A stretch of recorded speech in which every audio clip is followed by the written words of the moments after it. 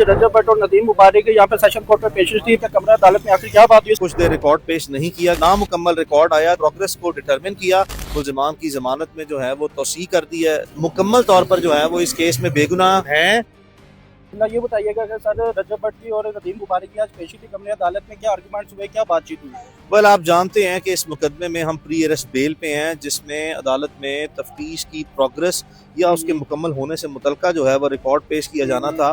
पहले कुछ देर रिकॉर्ड पेश नहीं किया गया। सब्सिक्वेंटली जो है जब नामुकम्मल रिकॉर्ड आया तो उसमें अदालत ने एग्जामिन और एनालिसिस करने के बाद जो है वो प्रोग्रेस को डिटरमिन किया और फाइनली देखा कि ये इन्वेस्टिगेशन जो है वो अब तक इनकम्प्लीट है, जिसको मजीद जो है वो NCCI ने मोहलत मांगी और अदालत ने तमाम हालात का जायज़ा लेने के बाद जो है वो मुल्ज़िमान की ज़मानत में जो है वो तौसीह कर दी है 16 फरवरी तक।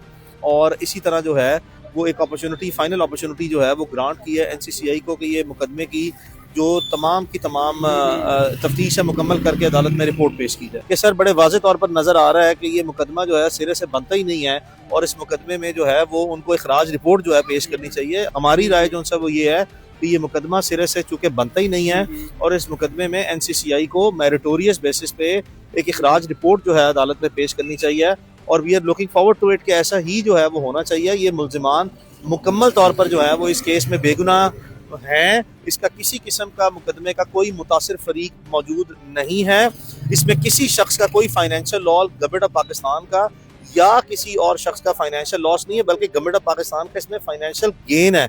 यानी कि ये जो फॉरेन रेमिटेंस इन लोगों की आती है वो टैक्स डिडक्शन के बाद जो है वो इनके अकाउंट्स में पैसे ट्रांसफर होते हैं, तो इसमें गवर्नमेंट ऑफ पाकिस्तान का और जो कौमी खजाना है उसमें ये गेन कर रहे हैं, इसमें लॉसेस कोई नहीं है। सर आखिरी सवाल मैं सिर्फ यही पूछना चाहूँगा कि रजब भट्ट के खिलाफ भी एक FIR लाहौर में सेशन कोर्ट के बाद दरख्वास्त FIR की दर्ज की गई है, जिसमें यह बताया गया कि डकी के साथ मिलकर कुछ इन्होंने कोई प्रैंक किया था किडनैपिंग के। इस हवाले से आप क्या कहना चाहेंगे? वेल, आप बहुत से ड्रामास जो हैं वो देखते हैं, मूवीज देखते हैं जिसमें हॉरर मूवीज हैं, जिसमें किडनैपिंग जो दिखाई जाती है, मर्डर दिखाया जाता है।